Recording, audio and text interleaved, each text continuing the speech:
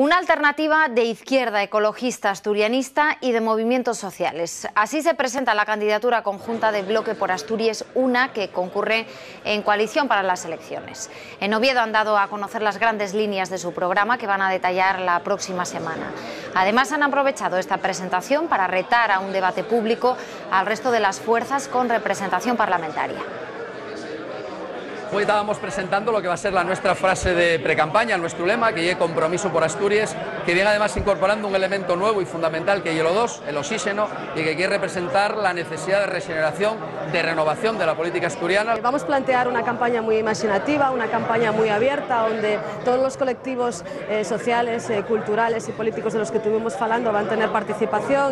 El lema de Bloque por Asturias Una es compromiso con O de oxígeno por Asturias. Asegura la coalición que con sus recursos se centrarán en transmitir ideas. Las elecciones se convocarán el 28 de marzo.